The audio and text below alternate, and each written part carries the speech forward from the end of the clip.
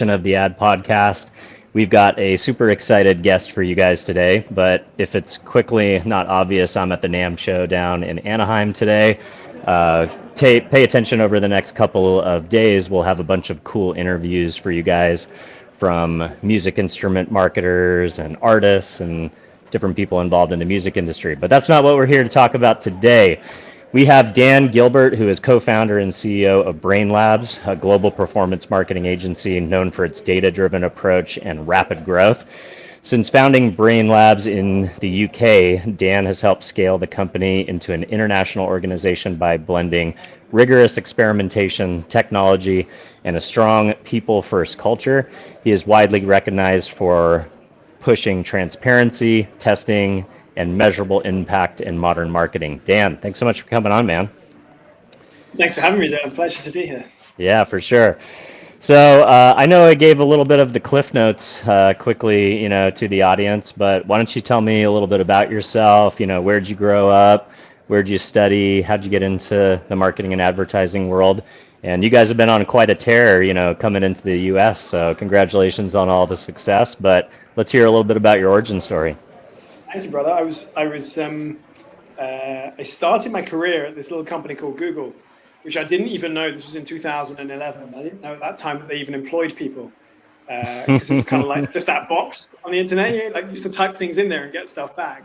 Wow. There was a whole team behind that. So joined Google as a graduate and had a great time. It's an amazing company to work for. Taking you back, that short kind of 14-year period, that was the dawn of digital advertising. So Google pretty much, I won't say invented, but certainly brought into the mainstream this idea of media. You could log into a platform, bid for it in real time, and then show ads against it. Whereas the previous paradigms of advertising was you'd ring someone up and place ads on a TV station, on a billboard, wherever it might be, through what we would call traditional media. So I was working at Google as a young, up-and-coming, recent graduate, working with a bunch of these advertisers where the Google inventory, this auction, was still 3, 4, 5% of someone's media mix. But what I could see from working with these clients and advertisers was that it was a completely different type of advertising. It wasn't one where it was built up of previous relationships or buying power, or strategic placement of ads alongside certain audiences that you knew would be in certain places. It was algorithmic and it was mathematical in some ways. As in you could bid across trillions of different keywords. When you intersect different data points, there's suddenly all these thousands of possibilities just on a single given keyword. And I'm like, this is as much a math, engineering, science problem as it is a pure marketing problem.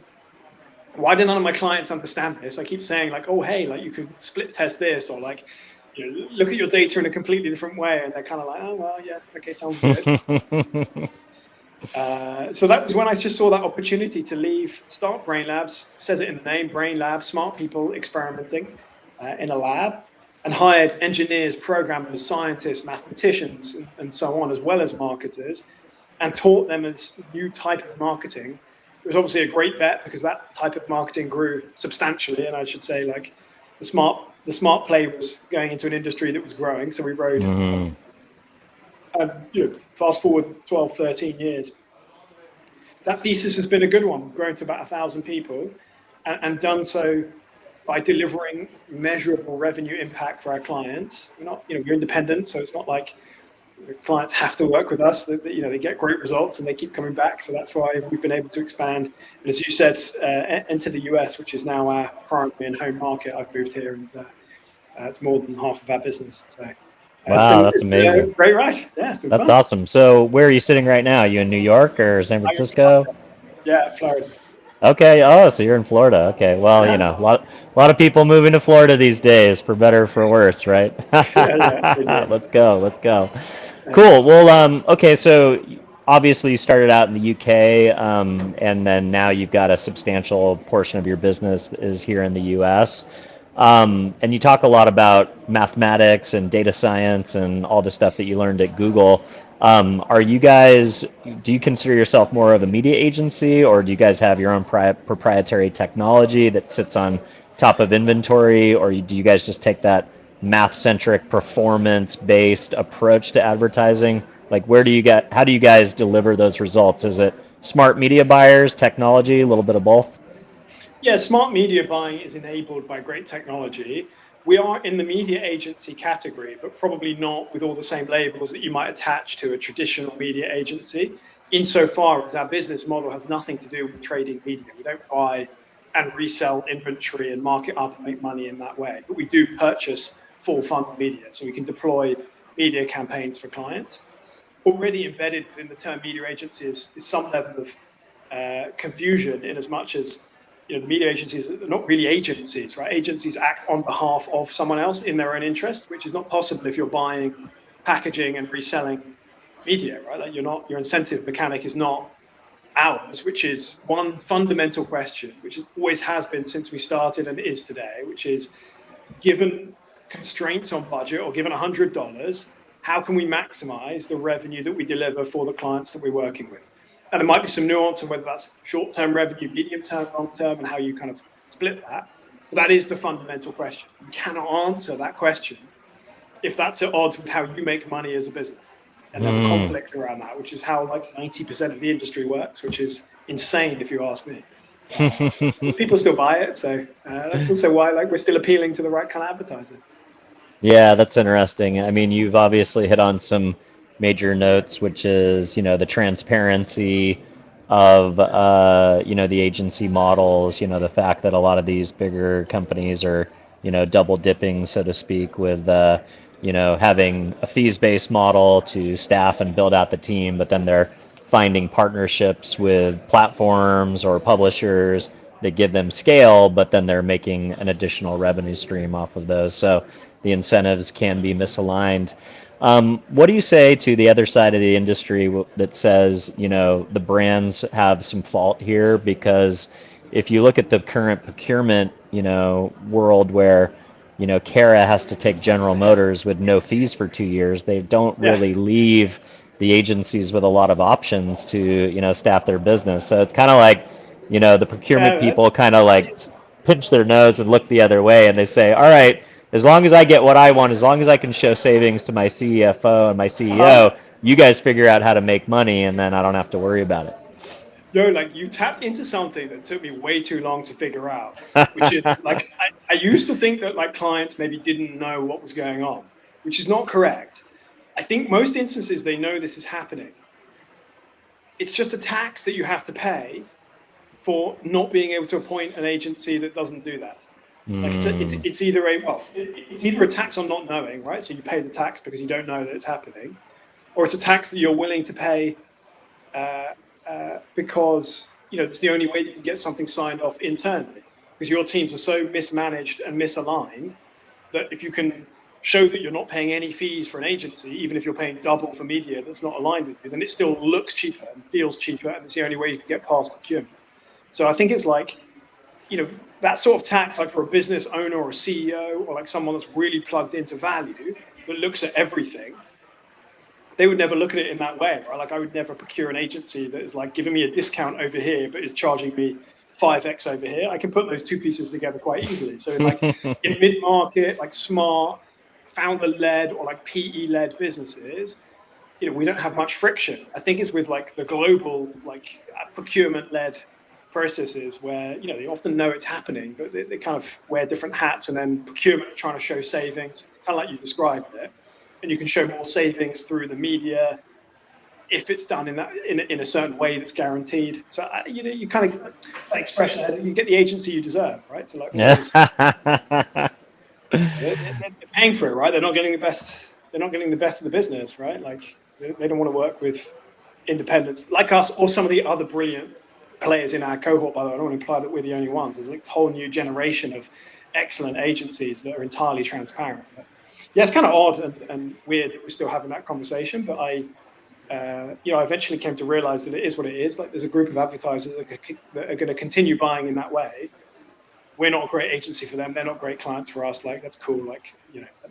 Let them carry on doing their multi-markup for weird, strange multi-year arrangements with partners, as you called them, or vendors. And, like if you scratch away at the surface, it goes way deeper than that. Like this whole ecosystem of like data purchases that's like bundled data that's passed through 8 different people, like programmatic exchanges where there's like a DSP on top of a DSP on top of a DSP. They're like packaging all this stuff together. I mean, it is like an absolute quagmire that, I cannot believe that anyone in their right mind actually wants to buy. But, it's this ecosystem that exists. And, thank goodness in a way, because it means breakthrough advertisers, revenue maximizing type agencies can make a name for themselves, which is kind of why we exist. There's probably some there's probably some brown bags of cash that are getting dropped off somewhere in this whole mix too. So you gotta don't forget that part of it. All right. I don't know about that one anymore. But well, you know what? Let's get back to the idea of kind of performance led. So there's obviously a premium these days on measurable media, right? So for a long time, Meta and Google kind of had a monopoly on last click, and then there was kind of this move to media channels that could be measured because you could attribute return on ad spend, you could attribute cost per acquisition. In some instances, you could measure lifetime value, but just because something isn't measurable doesn't mean it doesn't work. There's still a lot of interesting things happening in the outdoor space that's only 5% of media plans. Every once in a while I have to hit a button because my truck drops my Spotify account and I've got to turn the radio on. There's still people listening to the radio driving around in cars every day.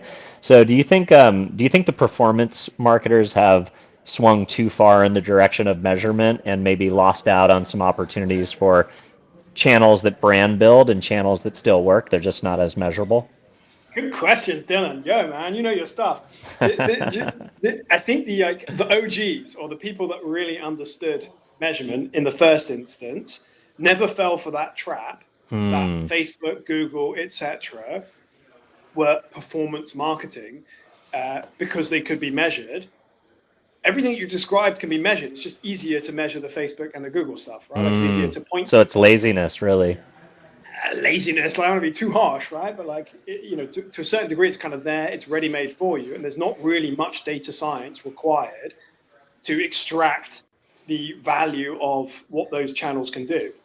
Except that, I also wouldn't rely entirely on what they said. And if anyone ever believed, like they did maybe 4 or 5 years ago, in attribution as a concept, then they were grossly misled to begin with. Even within Google search, just using a brain cell / personal experience, you could probably figure that between cookies and changes of devices and any purchase thing that took more than one step, no one could track or attribute that perfectly in the first instance, right? You had 30-40% data loss anyway, and no serious data scientist is going to take a 60% of a data set and then infer absolute numbers from there. They would always have to model that. So it's not really that different when you apply. It's just harder when you apply that to other types of media, which is what's really interesting for me now. Attribution is kind of a subset of that, but there's problems with attribution in and of itself, and it's like a thesis. It's a model that can't be correct or incorrect necessarily. Just another thing to be tested. What do I mean by that? If you're any business and you've got ads that run, people that come to websites, they call the call center, someone takes the credit card at the end. Where do you attribute the value for that? There's no correct answer as such. But where we're finding interesting, especially in multimedia type work, is where you can actually test different attribution models or different mixed marketing models. So take what is, as any data specialist would know, is a theory, not a proof. But run that against another theory to see which one actually works better. Not to look back and say, oh, this is how we reattribute through a Bayesian model, or how we credit different channels with different credit for what they did in the past, but to actually take that thesis and live test that against something else by geo-split, for example. And then where you get to with that is oh, hey, if you do it enough times, the ideal media mix for us is X% radio, X% TV, X% digital, versus the one that we tested somewhere else. We don't know exactly why, but we know that it works better, and now we're going to study why, which is actually a completely like side note. It's how way more of the world works than people imagine or give credit to. Like they see things and think they're like that because someone brilliant came up with them, but way more of the world, like bridges, you know, it wasn't like a brilliant structural engineer came up with how to build bridges. Like people built a load of bridges and they fell down, and then they built better bridges, and eventually we studied why they didn't fall down. And so much of that you can apply actually to like practical application in marketing, media, and business in general, I would say. People aren't brave enough to do that, right? Like they either want to believe in numbers because data sounds absolute, and you know, the data specialists have told them that this is how things were, and see some fancy formulas and complex numbers and then take it as true, which it's not. Like a mathematician knows like a theorem is a theorem, not proof. But then, yeah, don't necessarily like, or the agencies that they work with don't even have the incentive mechanic to really actually test this, or skills to go and say, hey, like, this is what really works best for you. This is how you revenue maximize and what we can learn from that. So that stuff is like the fun stuff for us, right? It's not that far from, you know, anyone that had experience in the old like paid search world. You know, you show ads on Google, and you still do that, right? You'd come up with like 2 different ads that you'd want to show for a particular keyword. One that said like free delivery and one that said like fast shipping or something. And if you were going to propose 2 different ads, you wouldn't ever say to the client or internally like, this one's going to work better. You wouldn't hypothesize something insane. Like you wouldn't say like, you know, free widgets if you weren't selling it. Like you'd run those 2 ads together, and you'd be pleasantly shocked, surprised, you know, impressed anytime you did it. But you wouldn't conclude an experiment before you'd done it, nor would you deem upfront one hypothesis was going to work better than the other one. You'd run them both, and afterwards you'd look at it and say, right, do you know what it was? It was the fast shipping was more important than the free shipping. People were more concerned about reliability than they were about like the freeness of it. Like that was the biggest, you know, objection from a sales perspective. So, you know, that's the kind of theory that we can now do on a macro level for media mix, which is super fun if you've got enough scale. Yeah, that's interesting. So you're almost testing the insight in real time and then scaling up the things that work from a product promise or a call to action or audience segmentation, type of creative, etc. Yeah, like you can take pretty much any mix, like anything within that, anything that's going to drive the biggest leverage on revenue creation. So you want to like prioritize stuff that's going to have a big impact. You can throw into a mix. You can't test too many things in one go, otherwise you're not testing anything, right? You're not isolating variables. But you kind of get out of this paradigm, which is the old world of media, where you have like the brilliant, like Don Draper type CSO or CMO that comes up with an amazing idea. You book a load of media, you run it for a year, and then you maybe win a Cannes award at the end of it or not, right? Like, but nothing about that is provable, accountable, or something that you can actually bank and improve on in order to, you know, actually like deliver more revenue. So marketing kind of got this free pass for all these years of like not being accountable to a CFO, you know, not really being accountable to the business in a way that literally no other department operates.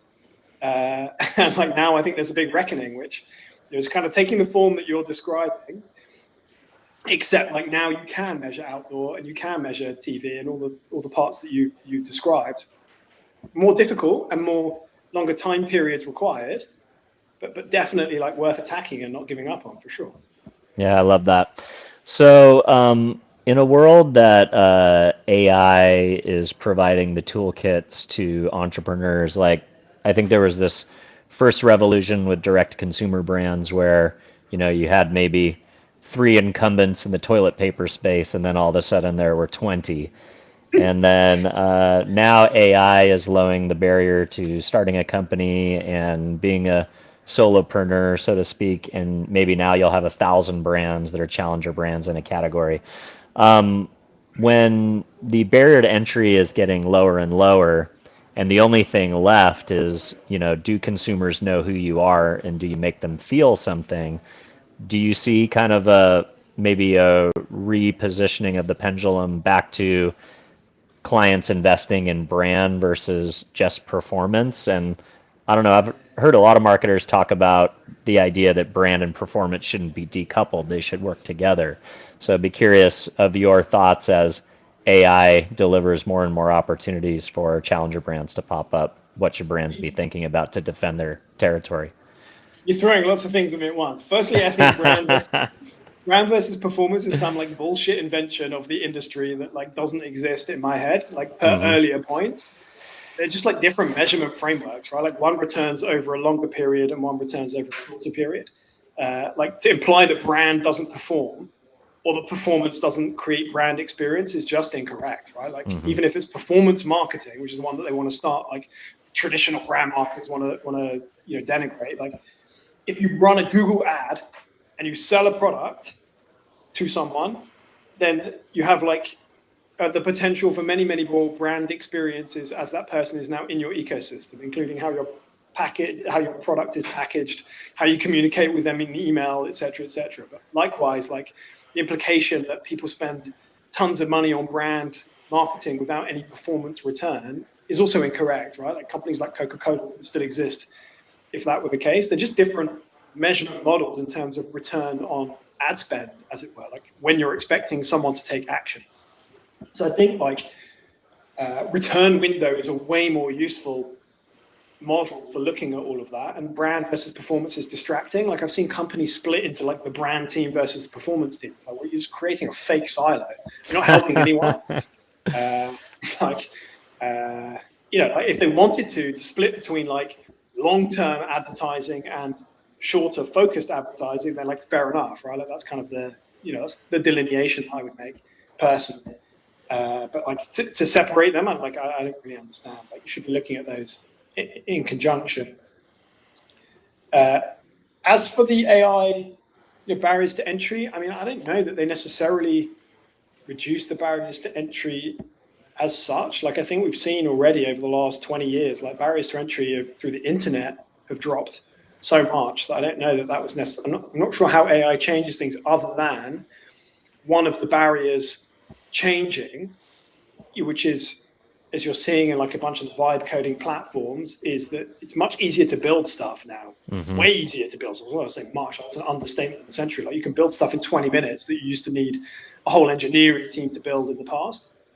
So the limit now is way more about commercial reality and ideas than it is about ability to build and execute in code. Like, there's this whole period 10 years ago where it was like, a founder CEO needed an engineering or a CTO co-founder, right? It was like, there was all these like speed dating things where you had to match those two together. Well, like now you don't need that as much as you might have done in the past, not to do a disservice to engineers and their capability. The other way around is true as well. Like, speed to market on commercial testing and, marketing is much easier for a technically minded founder as well. So I think that part of things has changed.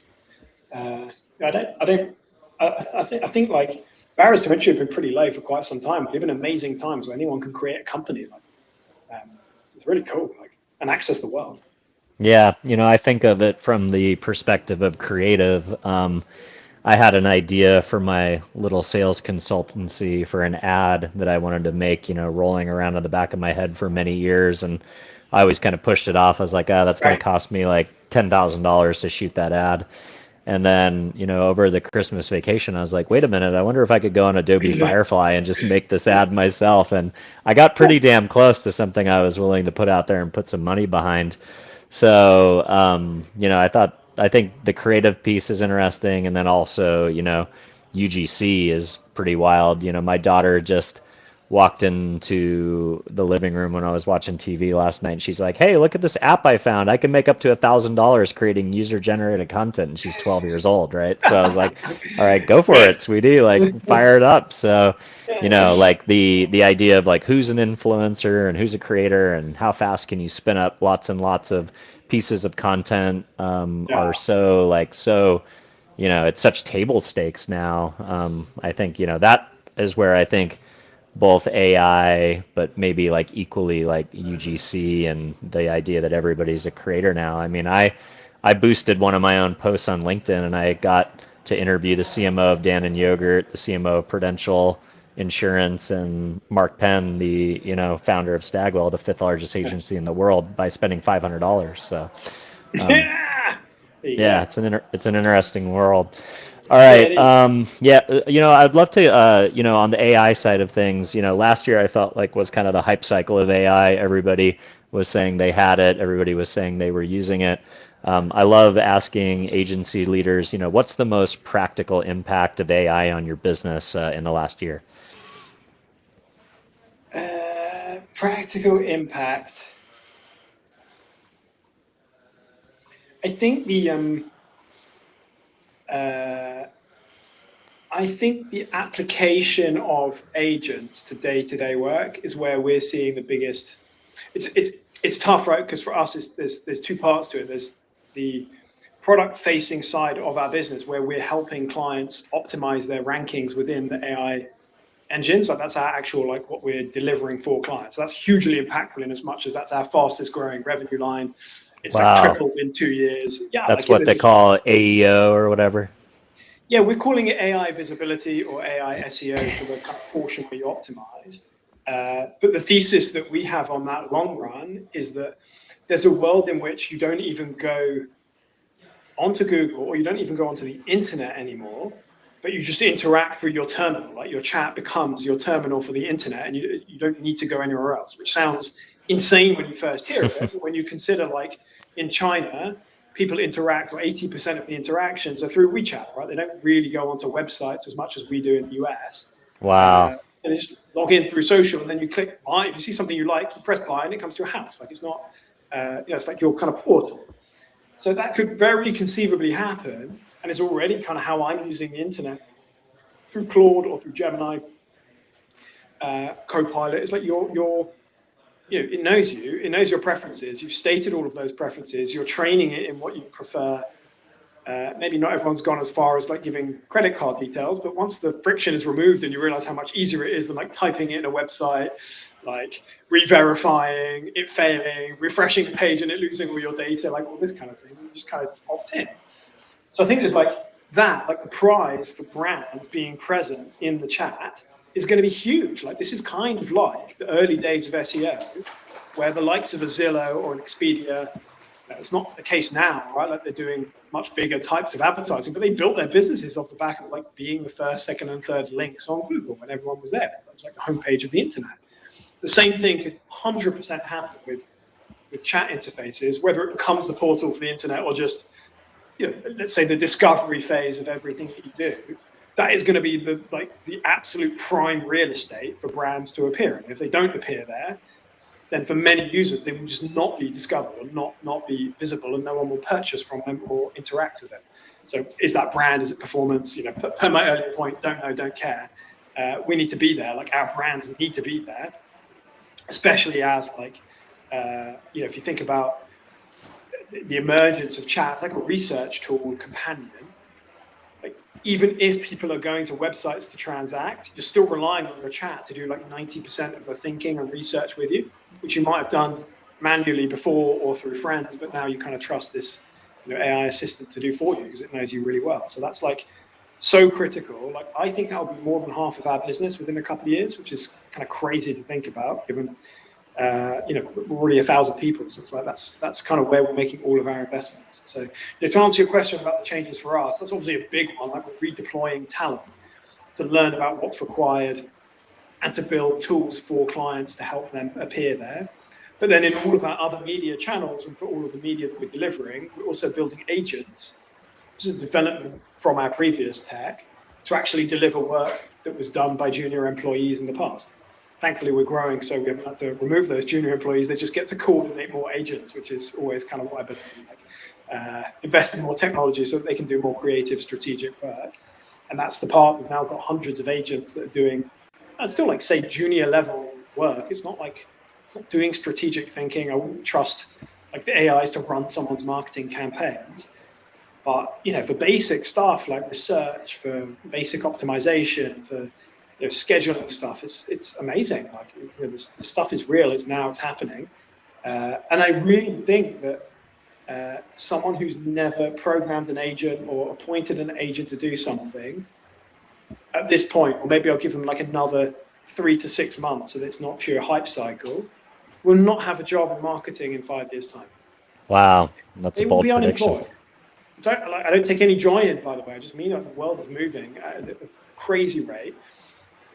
I took some flack for this, like on LinkedIn in the past. About like, oh, you know, like I bet you're one of those people that backed VR goggles and like the metaverse. No, I didn't. Like all of that was hype, right? Like, but you know, like trust me, like from someone who's actually been deep into these tools and is building stuff, that you know, the hype cycle is real. Like this stuff works. It does stuff that like it's higher quality than I would have had people do it in half of the time, and the friction is removed. It's going nowhere, right? Like this is the way that people are going to work in the future. I think there's like maybe some folks who've like played with it once and it didn't work. I've likened that internally to like you picked up a calculator and like shoved in a load of numbers and didn't get an answer. Like, you know, is it your fault or the calculator's fault? Like, is it supposed to do the math for you? Like, no, it's a tool. It's not going to like invent new things that you couldn't think of before. Still needs inputs. Right, and like any mathematician or like accountant today is not going to try and do it manually without a calculator, right? It's just an amazing tool. Like they wouldn't imagine. It's the same thing with AI, like the chatbots and the agents, etc. It's not out of the box and it's not magic, but where you invest and dig deep and really understand it, or you have the baseline knowledge to understand how technology works already, like you would have had in math or accounting. It's an incredible tool, and you'll be so far behind. Like, you know, if you'll be outcompeted by someone who's trained in all of these tools and given some basics in marketing that can leverage any other marketing knowledge from any other person who's written about marketing in the past, but actually deploy those theories in live marketing campaigns. Like they're going to destroy you. Like it's what we're trying to train the next generation of people to do, which is kind of fun / terrifying. That is very fun. It's very fun.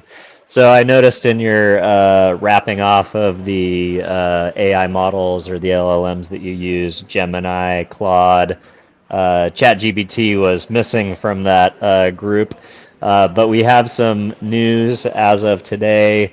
ChatGPT is getting ready to roll out their advertising products. We all knew it was coming eventually. At the same time they roll out news of their advertising models, they also announced the largest IPO in the history of the stock market. Probably not a coincidence that those things were announced at the same time. What do you think? You know, I think about my own user behavior, and I feel like I love ChatGPT because it's clean and because I feel like it's pure and it's been unfiltered by the scoundrels in our industry taking advantage of it to manipulate me and sell me things. Once ads start popping up in chat, will there be a exodus to other LLMs? Do you think people will stick around? And how excited are you guys to get your hands on the keys to that as a buyer to kind of start testing and seeing what's possible?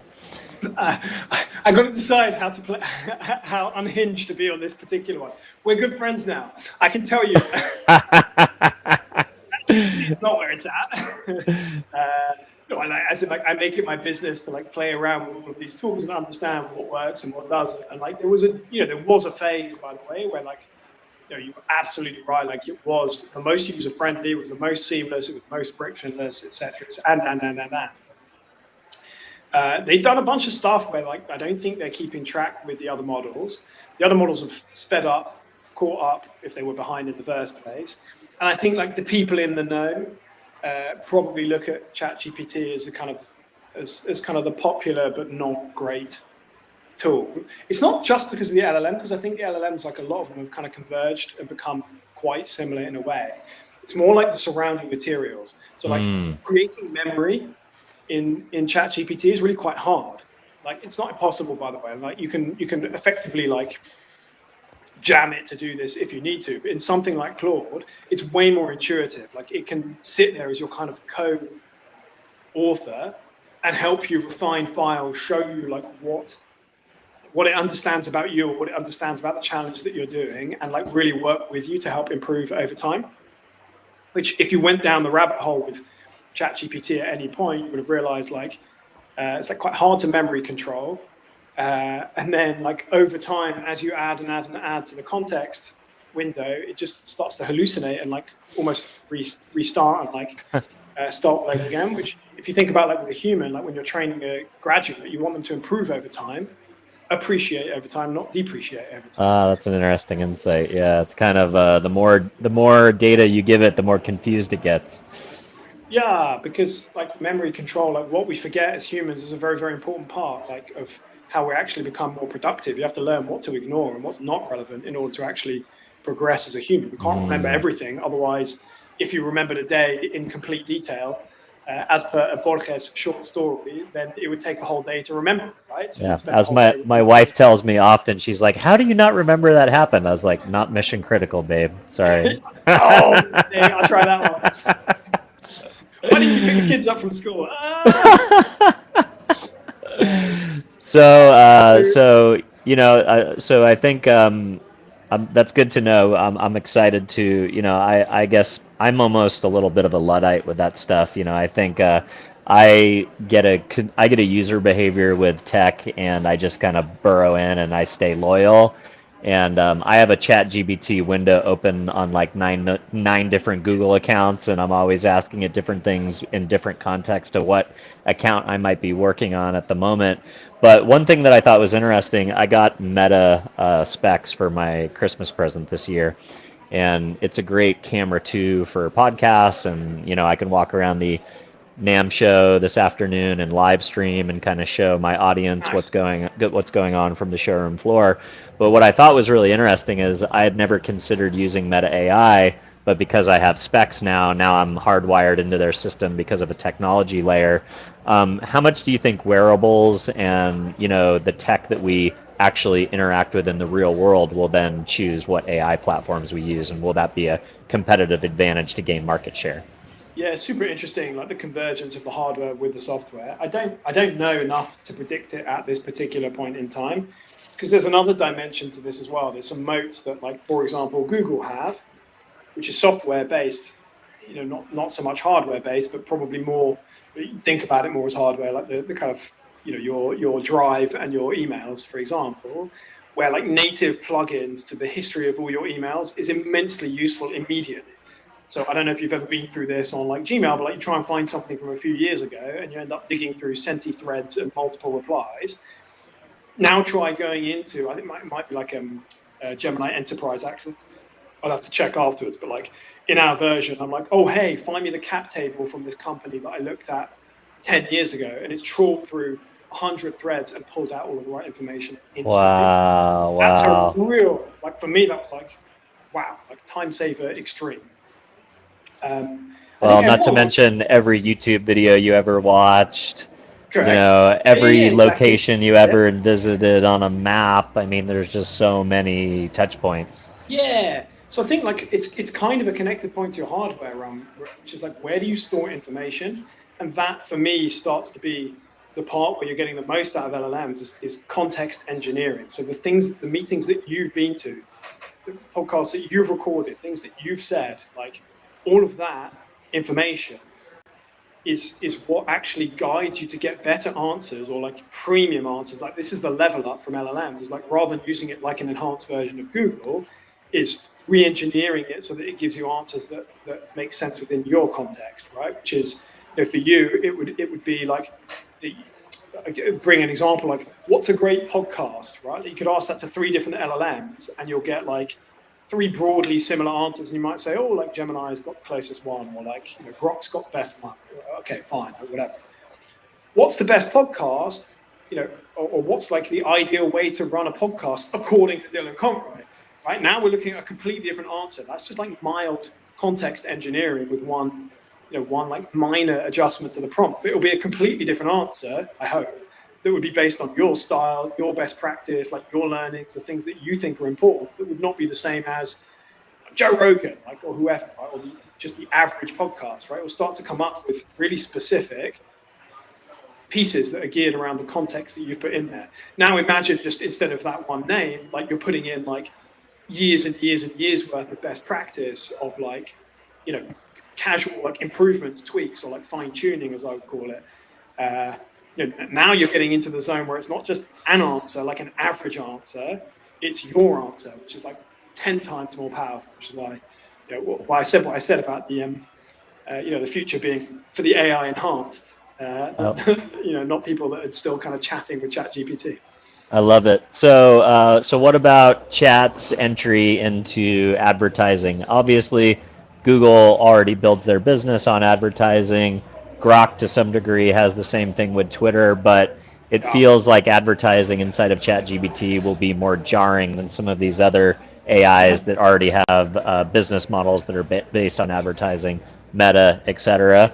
Chat will be kind of, forcing these into the equation when that hasn't been the backbone of their model up to this moment. So do you think they're going to struggle once they launch advertising, or will they still have a strong position? I think there's like a more than decent chance that ChatGPT, OpenAI, is going to absolutely bomb. Wow. Yeah. Like totally bomb. And like the whole thing to me like reeks of desperation. There was this bizarre interview with Sam Altman where like he got really spicy after someone challenged him on some basic business questions, which were like to the tune of, hey, you're spending more money than you're making. Like, what's your plan for that? Which apparently was offensive. It was like, that was that. And at that point, I was like, whoa, like something's not right here, right? There's not like a plan. Like there's something funky. The court case running concurrently to that, where they went from a non-profit to a profit-making entity, right? Like I don't know the in-depths of the behind the scenes of this, right? Like that doesn't sit right either, right? That sounds as controversial as it gets from a corporate structure perspective. Oh yeah, it's wild, right? Crazy, right? There'll be movies about this shit. And then chuck in there like ads at the same time as you're IPOing, like with an unvalidated model. Like we can't really, even though we're ad people, right? Like we're in touch trying to figure out like what this ad platform is, how we might get clients on it if they want to get on it to enhance their visibility. And like, I haven't got any answers, right? It's all speculation. But like probably where you open the conversation, is it going to be jarring? Hell yes, I think it's going to be the jarring experience ever. Like way more than like Google, which was new and free, and like it was kind of the trade-off. The ads were there on the side. They graduated over time until they were kind of like indistinguishable, but everyone knew they were ads. And Google made an effort to make sure that people knew they were ads and not sponsored links and all that. Like it was gradual. This is going to be like, yo, this used to be my friend in the way that you described it. I trust to give me good answers. And now all of a sudden it's not my friend anymore. It's giving me sponsored results. So I don't know how it's going to show exactly. We haven't seen screenshots. Like nothing's come up for me yet. It may not be entirely true. It may be like something that they test in small instances and realize, hey, this doesn't work, or puts people off. But like the harsh reality is there is no moat, right? There are 4 or 5 other LLMs. I don't know how switchable people are, but they're just as good. And therefore, like, the longer that Google holds off, for example, which they can do, can afford to do because they actually have like the cash flow to be able to run this in a way that OpenAI do not, and the infrastructure on top of that as well, and the custody and whatever, the history and the user base and likewise, even like Grok, and there's just the potential that was not there with Google, where there was no product that was anywhere near good enough or equal at that time, that people are just going to switch. Like if they feel they're being sold to, the product is not adequately better. So I think it's like danger zone, where like 3 different things could hit them all at once, which is like, we ran out of money, people are undervaluing us in the IPO, the ads model isn't really taking off, like, and something else at the same time, like surrounding, probably over and above anything else. Like, not that there's a problem with the LLM, but the surrounding tools that help you use the LLM, just for me, are not as good as Gemini or Claude, and aren't as good as Grok for like live information either. So it's kind of the everything thing that's sort of nothing, or sort of just the average in between, I would say. We'll see. That's wild, man. Well, great take. Well, hey, Dan, this has been an absolutely fascinating conversation. I'm excited to have been able to spend a little bit of time with you and step out of the NAM world for a moment and talk, traditional marketing and media. Congratulations on all this success, and I'm sure you guys are going to continue to build on it here in the States and around the world. If people enjoyed our conversation today and they want to get more of you, where would you like to send folks to learn more, or maybe even reach out? LinkedIn. I'm active on LinkedIn. You'll tag me, I think so. Oh, 100%. I'll get all the tags out. The VOD might be a little bit late since I'm doing the show circuit this week, but we'll definitely get the brand tags out pretty quickly. All right, awesome. Well, for everybody who's watching at home, if this is the first time you're seeing the show, don't forget to give us a follow or a subscribe or whatever you do on whatever social platform you happen to be watching the show. If you're listening to the show, a honest review on whatever podcast platform you happen to be listening on is how we find a audience organically. And last but not least, if there's a brand marketer out there or somebody in advertising land or maybe an entrepreneur who you just think might enjoy the conversation that I had with Dan today, don't forget to share the show. And with that, I will wish you a great day, Dan, and stay in touch, and hopefully we'll get a chance to meet in the real world at some point. All right. Thanks so much for having me, Dylan. Fun conversation.